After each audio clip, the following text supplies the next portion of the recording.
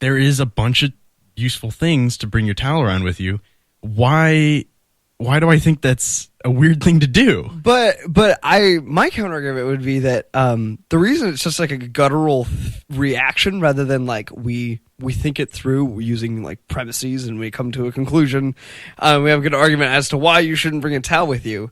It's probably more of a genetic thing, or that we have just evolved to have a strategy where we do this whole thing. Because I'm imagining just taking the towel as a case.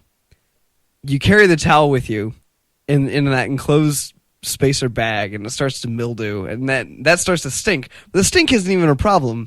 It's the possible things that like mildew or mold could do to your health. So that's like even the stink itself is another example of one of these strategies that we have developed that we're not arguing or thinking or being rational about why it might hurt us. We just know, and we can't even really articulate it. Yeah, but those all assume it's a wet towel. Yeah. There is some merit to bringing a dry towel around. There is definitely some merit to bringing a dry towel. And but the only thing I really see as being the negative is you got to haul around a towel. And I feel like it's safe to assume, though, that neither you nor I are going to start carrying towels around with us. Yeah, just purely because I value my pocket space so much. Yeah. And well, this reminds me of another thing. I always have a giant bottle of water on me, and I'm realizing it's starting to be a problem because actually where the bottle of water goes onto my backpack, it's starting to like rip the backpack a little bit, and I'm just like, but I realize some people carry water, they just carry water like in their hand in a water bottle, but I realize many people don't like tie it to the backpacks for aesthetic reasons, or at least I think that's why other people don't do it.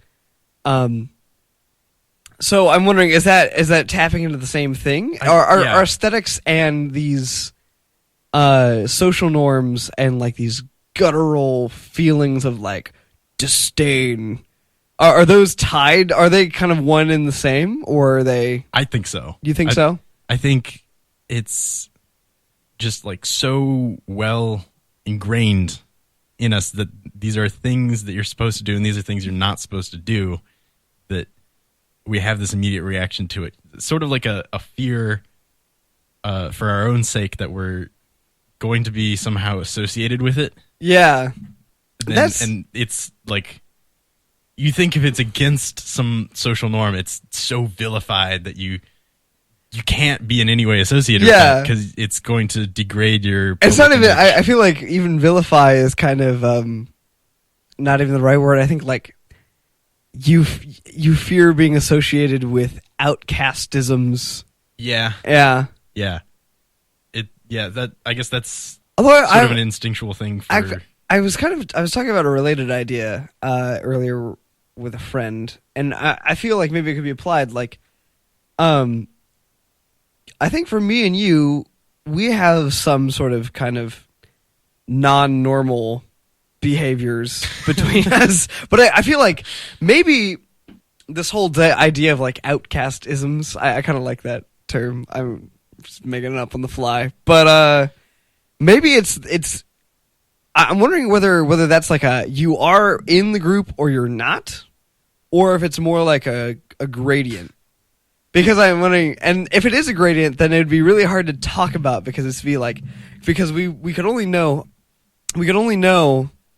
or define ourselves by people who are like more or less in, but you can't ever really know where you like fall actually in a very like objective way. Yeah.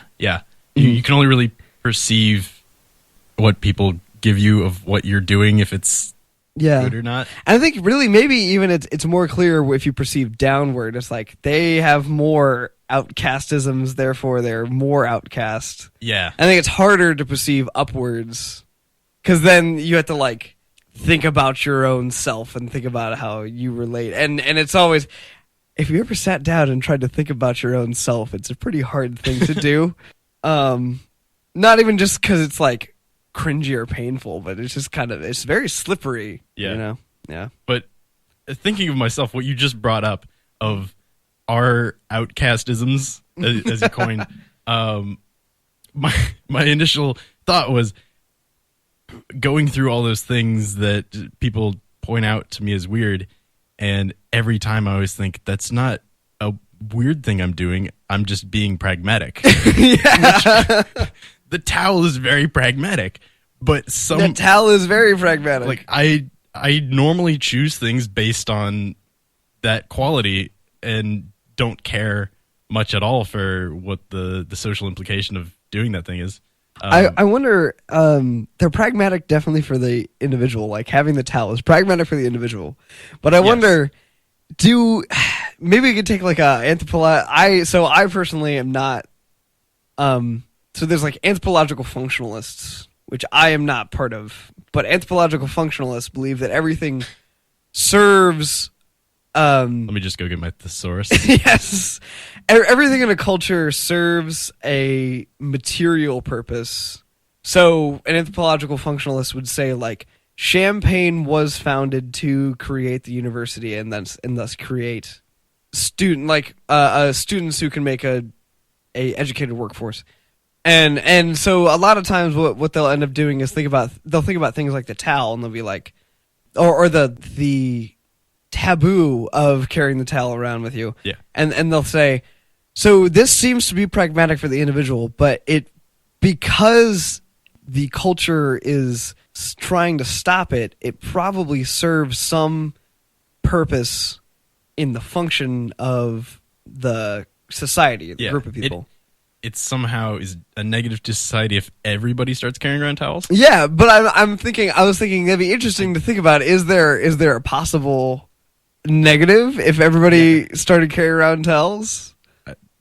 I don't see anything. Like, yeah, I mean, there's so many other tools that people carry around. Water bottles, pens, pocket knives. Like, there's so much that goes in our pockets. Or not even in our pockets. I mean, our pants, our shirts are kind of tools. They're shelter that we just kind of carry around on. Why don't we just do away with all of that and just wear elaborate towels? Just multiple towels. Because they're functional. You can pull them off if you need it, and you don't happen to need it on your left shoulder at the time. Maybe all clothes started out as very functional towels, and then we just became more and more aesthetic with them. Yeah. And then they all became clothes.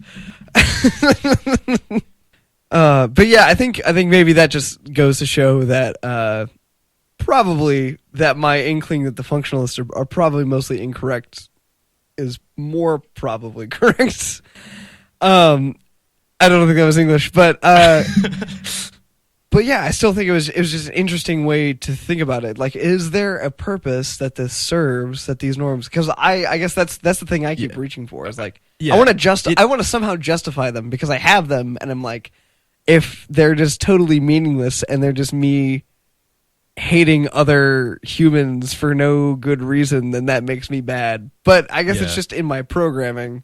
To me, it feels like a manners thing. Like, the world of manners to me seems like this place of social norms that don't necessarily have an obvious functional purpose to society. Like, you can't put your elbows on the table. Why? Like, there's a reason why it's going away now. Yeah, because people are realizing that this is pretty serves dumb. no purpose. Yeah, you got to use the right fork. Like, that one, it has some functionality to it of this fork was designed to pick up these things, but it's not gonna like massively slow down society because people are taking a few more seconds to eat their salads. I think though that maybe even in the case of the elbows on the table, I think it's even a little bit more obvious than the towel, because if you have your elbows on the table and I think it's only in certain situations that you're not allowed to have elbows on the table, or maybe that's just part of it going around. Yeah, now it's away. Like there's places where you impose manners, and there's places where you don't have to. Yeah. I will say on the elbows on the table, if you're like this.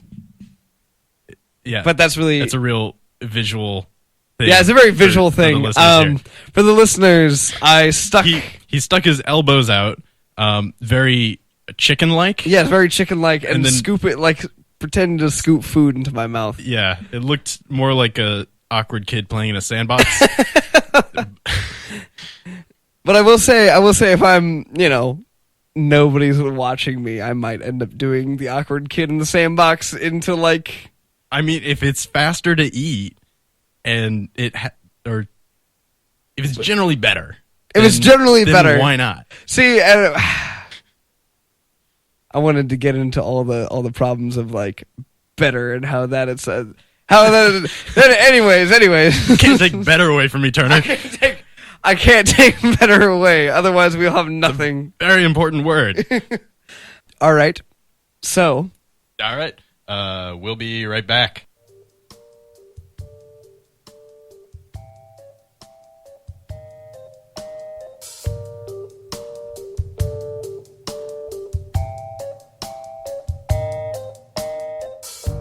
And we are back. So we had some comments come in about the manners topic, and it made me actually think about some things. So, and we were talking about a little bit about it over the break, so we're going to try to rehash some of those. Somebody who was texting me brought up a good point that by practicing manners, that you end up becoming accustomed to interacting with other people in a society in a positive way, and over time that'll just become the norm, and then by that you'll have just a better experience living day to day. And I was thinking that's really interesting because right now I'm reading a Confucian text, the Mencius of the Mengzi, and it's sure and it touches on the exact same thing. It says that if you uphold, and he's talking to medieval Chinese feudal lords, and he says if you uphold the rites and rituals about how you're supposed to relate to each other, and you never falter, and as in like never actually falter, then eventually you'll just become righteous in your actions because you won't even be thinking about it, because it'll just be the way that you operate. And because of that, you'll have better relationships and the state will run well. Yeah. So I think that makes sense. Or if you yourself are sort of bound by these extra strictures, we'll call it, greater than just following the law of the land, I think there is benefits to that. But it's kind of a an iffy subject, because if you impose these norms as sort of like unwritten laws and that everybody has to follow them, I think that degrades their very purpose. It has to be sort of an unspoken rule, but even more than that, like you have to mean it for it to mean anything. Because if it's like you have to hold the door or else something, that doesn't mean as much as the nicety of holding a door for somebody. Mm. Yeah, I think it's really that Mencius thinks of it as this cycle where if you hold the door open, then eventually you'll mean to hold the door open, and then you'll hold the door open more often than not. But I will say it's also an iffy thing too for us for two reasons. One is that it was easier for Mencius, I think, because he had a literature that everybody was familiar with and everybody was educated in, whereas, in modern day globalized society, that is not the case. Everybody has their own literature, or a lot of people are just kind of drifting between things or don't really identify with anything.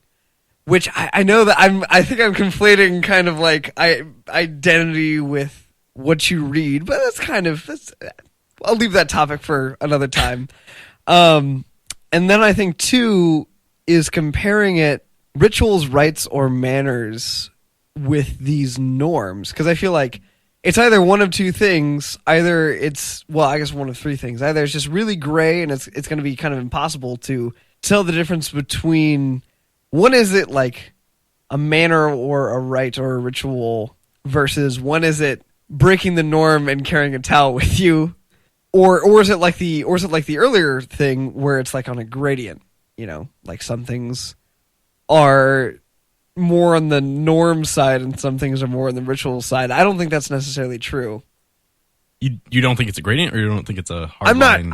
I'm not sure. I'm really not sure, but I don't think it's a gradient necessarily.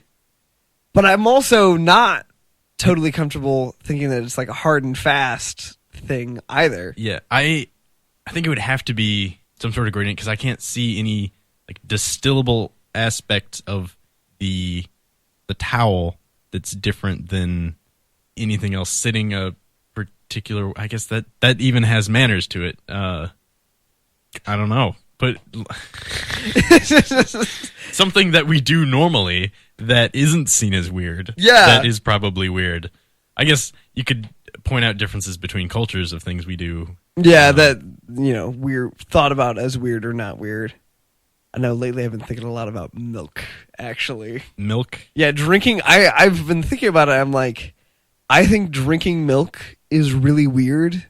It's kind of weird. And shouldn't be a norm, and we should like... Yeah.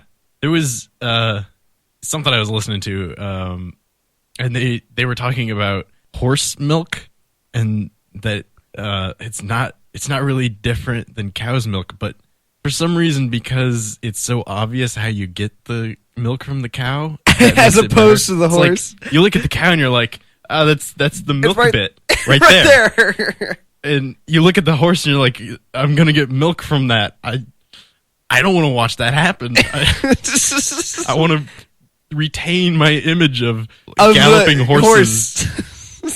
And the thing is, it's totally fine to think of a horse like feeding its like calves, but it's not fine to think of it going out and being like trying to like we're going to milk it. We're going to through a process extend out what is essentially a human coming and drinking from this horse.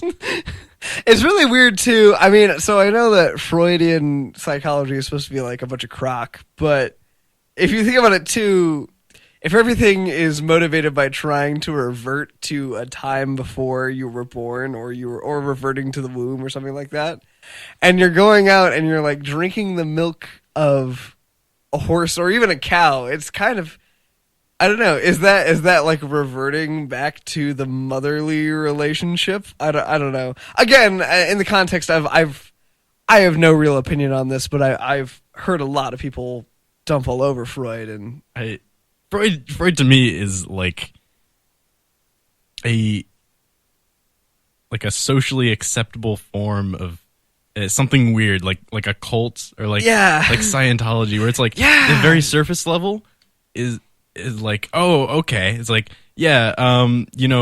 things that happened in your past stick with you, and that's bad. It's like, oh, okay, yeah, that makes sense. And those things that stick with you, those are dead souls of aliens because of Klaatu. Like, hold up. Like, Freud does that a lot for me. It's like, men have this particular image of power things. Like, okay, sure. I mean, feels that way as a man. And then he's like, yeah, that's because of like some, I'm blanking on the name now. The Greek play. Oedipus. Yeah, Oedipus complex. And then I'm like, what? Why? Why'd you have to go there? Like, you could have just stopped at the implementation. Doesn't have to be some reasoning like that. Yeah. What also comes up every time I think about like Oedipus complexes and people who take stock in Freud is, it kind of feels like it's not a good idea to organize your life around one single idea. Yeah. Or if I could pose it a different way, it feels un-American. He's just. Are you just shoehorning in your idea? I'll take it.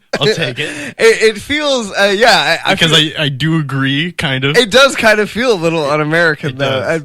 I kind of feel like one thing that we're taught, being as kids, is that freedom of thought is the most important thing, and then also, we're supposed to both like listen to our elders, but also not. But our elders are the one telling us don't listen to a single person all the time, which is very confusing. But not to say that people. It's kind of like just shoot in every direction, and maybe it'll stick and work out. Yeah. And then you can claim responsibility.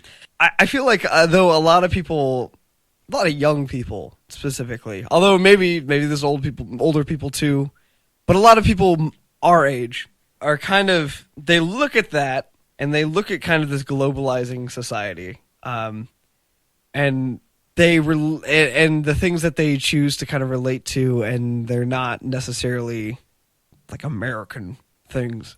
And I hear this. I just hear this kind of a lot, almost as like a chorus, and I've gotten kind of annoyed with it. People complaining that America has no culture. Yeah. Just because. Well, I'll just get your take on this. Does America have a culture? I mean, yeah. Yes. Like it's a group of people. It's a distinct society. It'll probably, which we built off the premise of last time. Any society always has a culture. Yeah. I'm guessing they're probably grounding that in like the most common restaurants are Italian or Mexican or something. What's America food? It's something bland like cheese or burgers. Yeah. Or like, I don't know. French fries. But a lot of that is explainable. Like we develop things that we prefer out of what's already existing. Yeah. Just because they're at a new land, they got to come up with some new food. Yeah, and I also feel like too. I guess that's what we did. We came up with like potato chips and all this packaged food with corn because we can grow corn here. Yeah, we can grow a lot of that here. So that's our. But I feel thing. like too, I go to a Mexican restaurant, or better yet, I go to Taco Bell. Isn't a Taco Bell burrito like changed?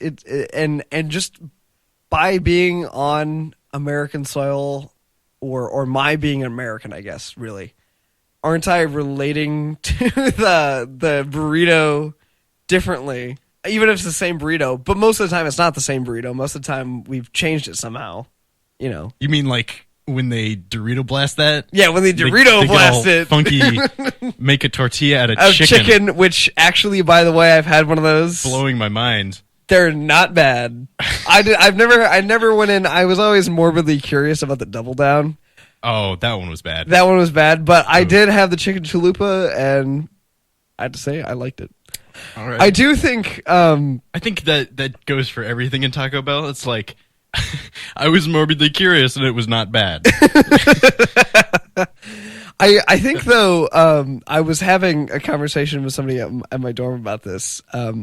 And some people are going to really cringe at this or think that this is really bad. But I think something America has done or perfected or just is very American is fast food. And I feel like that's such... People always say that in such a negative light. Yeah. But there are some positive things. I mean... It's because the first thing you look at is how unhealthy it is. Yeah. But it developed because America's so fast-paced and... Like you don't got time to go home and make your food. You can just grab some right there, and it's a full meal all ready to go. Full meal right there, and also it's like it releases all these like natural drugs in your brain where you're just like, this is really good, which is really bad for you from a health standpoint, but also that's pretty unique in human history that we can like we can boil down these things to make like the perfect it's basically human bait. Yeah. It's like the sugar in the ketchup. Yeah. With McDonald's, you can't have any other ketchup. It's magical. It's magical. And I imagine if we got a time machine and we could just get like, we wouldn't even need that much. You could just get like just a meal from McDonald's, and you could go back to Neolithic. And you go into a village and you like talk to the chief and you just give this to them. What would their reaction be? It'd be they did this. They did this. Burger King did this. Really? Yeah. They had a campaign several years ago where they were going to prove once and for all the Whopper was better than the Big Mac. Oh my God. So they go find a tribe in Africa that has never had fast food. And they give them both and ask them which one's better. They vomited all of it. Did they enjoy it at all, or did they just hate it all? Don't think they did. So maybe this whole idea that this is like human bait is wrong. I think it's got something to it, but they've also developed the food with the fact that we can stand certain types of food in mind. Yeah. So they could take some shortcuts or do some things that only work for us. But yeah, eventually they took it to some people in China that whatever their diet, they could stand our food. And so they have like 3 clips of some people eating a Whopper and giving a thumbs up. Oh, really? Yeah, I think it's called the Whopper Virgins. The Whopper virgins. Oh, okay. Well, I have to check this out. I feel like this could either have some like real anthropological implications, or this could just be like a good waste of 5 minutes. It's the most cited anthropological research of all time. Of all time. I mean, a mega corporation threw all of its funding behind it. But to get back on to the America topic, I just think the main problem is that all these 20-somethings, and I know that's such a that's so derogatory. The millennials. They're just so they are so caught up in what American culture actually is that they just don't realize it. Yeah. Fish and water. Yeah. Yeah. Yeah, I think that's absolutely true. From what I've gleaned from traveling around, there is this very distinct feel to America. It's all these little things you don't really appreciate that are just so large in your life, like building codes of just this standard of like you're not going to just put up a wall and then forget to sand the molding or whatever. Trying to think of who I was talking about this with, but it was actually Martin. He was like, you don't really appreciate America's non-littering culture, even though that Champaign has a lot of litter in it, in my opinion. But apparently, like, our sidewalks are incredibly clean. Yeah. Like I was reading something that I don't think it was quite ancient, very old society made entirely of brick, and they oriented their streets with the prevailing wind so that it could blow the trash away. Well, that's not feasible for us now. Yeah. But back in the day. So I sat there for a minute. I was like, wait, what? They, like, how much trash did they have? No way. We just are really good at dealing with that. Yeah. Yeah, you don't even think about that at all. It's like one of those things where it's like, I can study history as much as I want, but I'll never really know how to truly relate to like a medieval monk until I wear the same clothes for 3 weeks straight and like bathe 2 days out of those 3 weeks in a river, and I think there's a little more to monks than that. Yeah, I think there's a little more than monks than that, but I'm just saying, like, I'll never know what it would speak of like a 13th century peasant, Sure. I'll never be able to truly capture their state of mind, or what they think of as kind of I'm trying to tie it back to the cultural idea, what they think of as their own culture or own history. Yeah. Because I don't exist in the same mode as them. Do you understand kind of what I mean? Yeah. Yeah. Sure. Yeah. Yeah. I think this winter, I traveled to India, and that was the most tangible feeling of patriotism. Really? Yeah. That I ever had was coming back, because throughout the trip, there's tons of obvious differences, but there's now a lot of pictures of me floating around India somewhere. I don't know if these kids are old enough to have a Facebook to put it on. Are they up on like India's like chans, or I don't know, something of like these kids that would come up to me. They see a tall white guy and they ask for a picture with me. And every time when they asked where I was from and I said America, that was a big thing. It was mind blowing for them. It's like, there's a lot of Americans.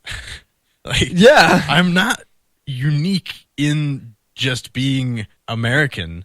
It's just that not a lot of Americans go there. Yeah.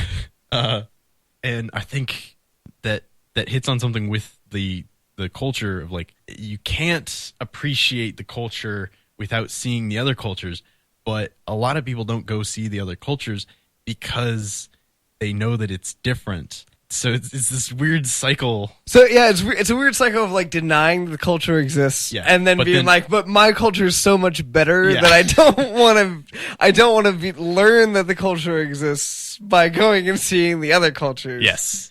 That's man, I feel like human beings just fall into those sorts of cyclical traps all the time. Yeah. Well, I guess something that has been interesting to me about what they're calling the millennials and the supposed problems we have. That whole millennial thing, I think that we'll look back even on like maybe not on baby boomers, but I feel like we'll look back on all these generational labels or even like historical periods that we think of as very concrete, and they'll just be non-effective in the future for looking at the past. Yeah. But anyways, that's its own kind of rabbit hole. But a quick part, because it is a big part of American culture, and being as apolitical as we can be. Yeah.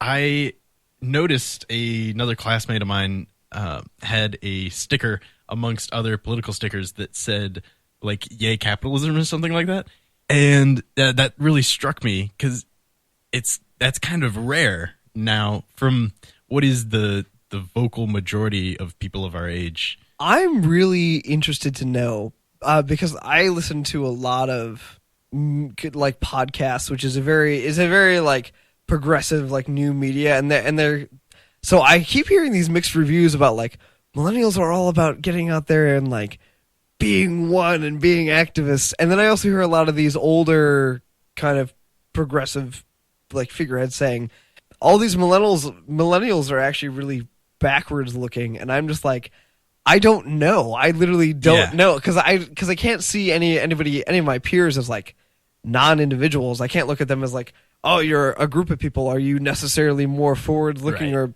I know personally, I obsess about the past, and I think about, I always am turning back to the past for solutions.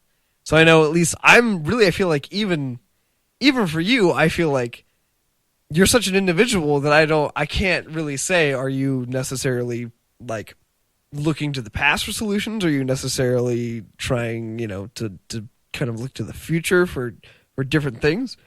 And I think that, but I feel like the older, especially older people in the media really want to stick us, really want to know, or really want to be able to say like, yeah, I know this is how they want to go. Yeah, I think it's sort of a inherent need to label. Yeah, which I think right now is just like part of kind of the new way to win elections is like making voting blocks out of labels. I guess I don't know. Yeah. But that's what's weird about the whole millennial thing to me is that's a whole age group. Like, what can you say that's similar amongst everybody of our age group? Like SpongeBob. That's the one thing that's unifying that everybody knows. See, I feel like it's both true in my own personal experience, because all I feel like from my own personal experience is to say I have no clue what we think of as a group. But then I'm also like, but obviously, if you're exposed to certain like movies and books and TV shows and certain just media and literature, all at one particular time, one particular like stint in history, then we should have some similar ways that we all reacted to that. So I feel like that I even fall into that trap of saying like that feels like that should be the case, but I have no clue. I suppose. I kind of get what you're saying. Like when there's major events and they kind of shape. Yeah. Like the future, since everybody wouldn't react to it a certain way. Yeah, I feel like just because everybody is a human, everybody should at least have some semblance between how they react to it. I would think my initial reaction is because they're human, that's why they won't react the same way. But I mean, as compared to an alien, or as compared to like a high primate, or like a bird or a dog, Because I mean, in a very technical sense, if your dog is watching the news at the inauguration of a new president, they are affected by the inauguration of that new president, but in a very different way because they see the flashing lights. You interact with them in a different way, but as a human being, we have very similar reactions to these events and a very different reaction to the way a dog reacts to it. That's kind of what I was saying. That's such a weird way to think about it. Somehow you managed to come up with like the most possibly American metaphor for talking about this in watching the election with your dog. And that is so behind my white picket fence in my living room with my big flat screen TV and my bulldog. Yes.